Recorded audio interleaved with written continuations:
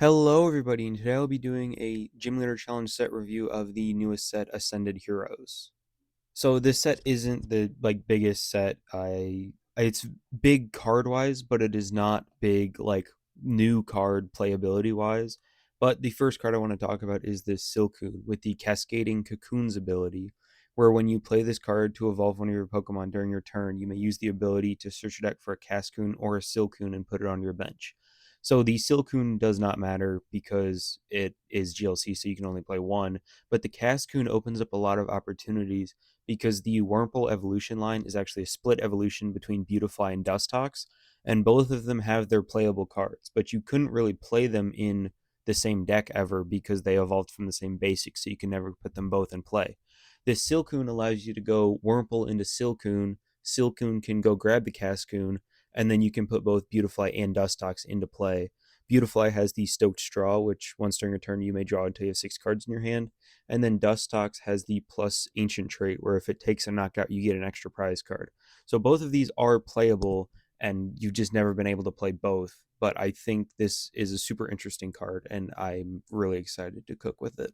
Moving immediately into water types is Ens Vanillix, which has a very, very powerful spread attack. It, for 2 colorless, has Layered Snow, where you place damage counters on your opponent's Pokemon until their damage is doubled. So water already has a very good spread package. There's Frostmoth and Castform, both of which do 20 damage to each of your opponent's Pokemon. Frostmoth has the benefit of attacking for 1 energy and putting their active Pokemon to sleep.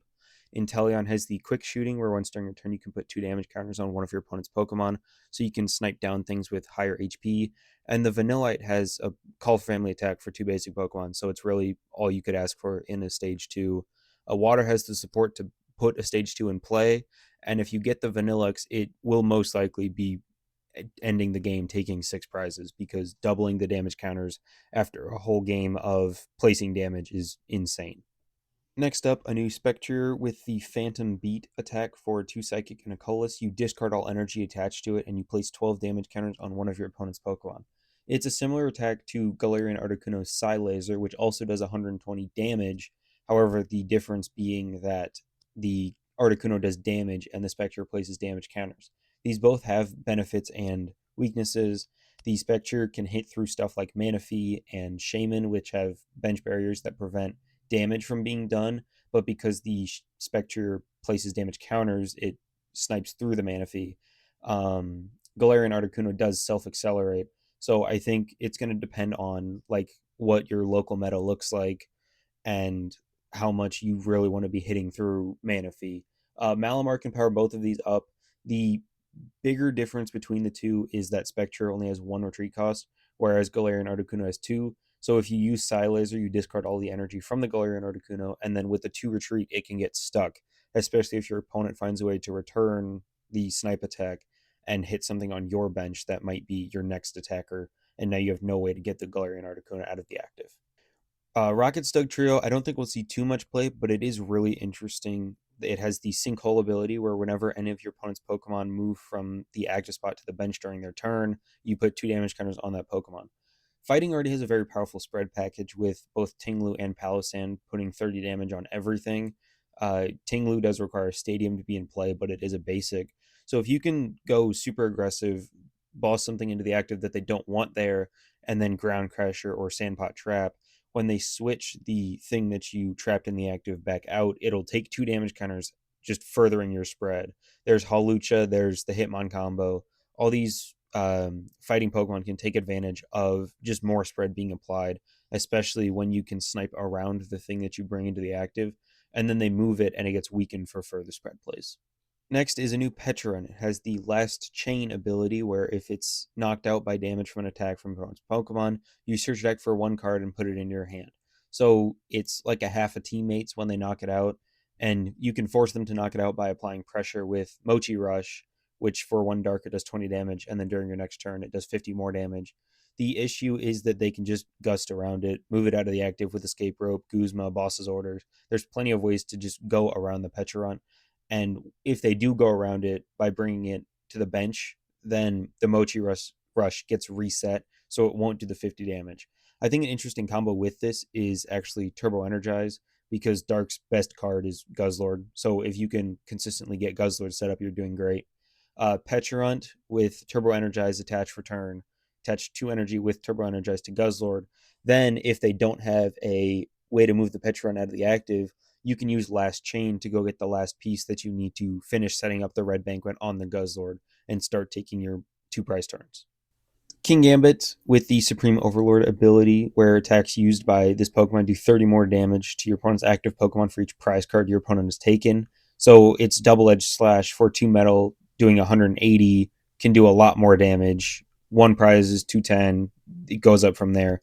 Does do 50 to itself, which is unfortunate because metal can make their guys very tanky. But if you're doing 50 to yourself, the guy only has 120 HP. Sure, you can put like a luxurious cape and give it 220, but that's still 220, and then they take 2 prizes if they knock it out. You can use Memory Capsule and the Bisharp in the same set with the Kick Draw attack for 1 metal. It does 50 damage, and you draw 2 cards.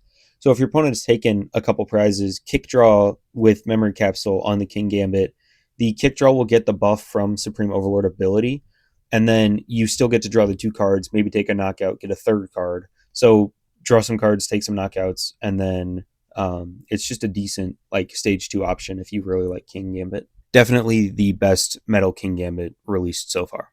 Dragon does pretty decent in this set, and we'll start with the Rayquaza. With the Assault Break for a Lightning and a Colorless, it does 20 damage, but if it moves from the bench to the active spot, it does 90 more damage.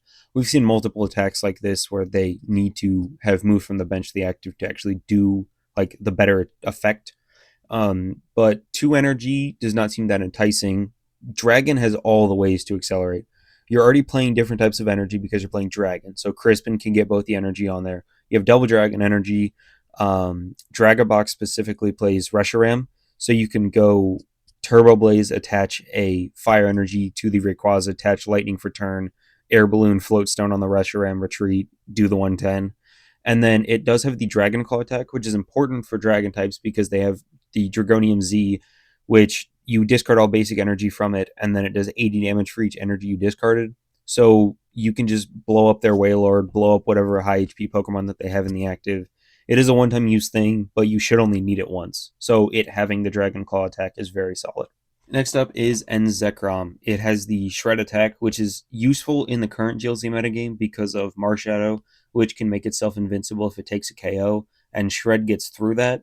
It is 3 energy, but the other attack is Rampaging Thunder for a Fire 2 Lightning and a Colorless. It is 250 damage, which one-shots a Wailord, one-shots an Okidogi. It's just a nuke. It blows up whatever you want.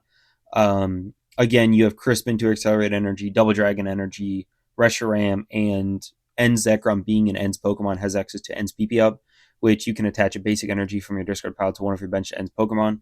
So just toss the extra energy on the Zekrom, go up, swing Rampaging Thunder for 250, and then it shouldn't be too difficult to recycle it one more time if you really need to during a game.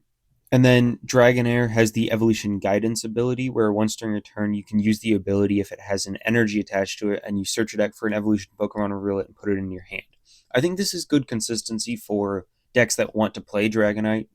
There's 2 decent Dragonites that like I think are worth playing in like general Dragon builds.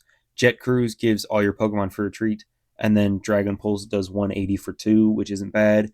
And then the other Dragonite has Fast Call, which lets you search your deck for a supporter card once during a turn.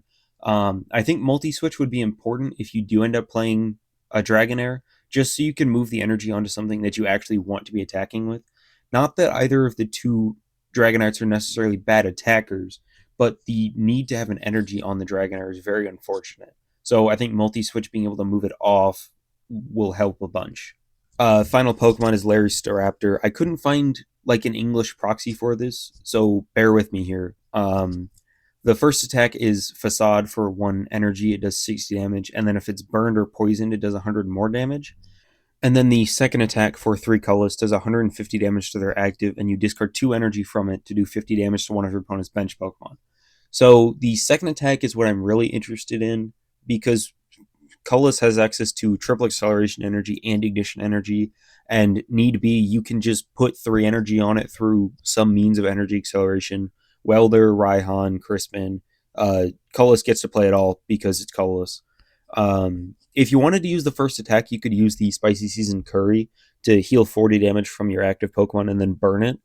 So it'll activate the 160. It'll potentially heal for a little bit of damage. But I think the second attack would be what I'm focused on here.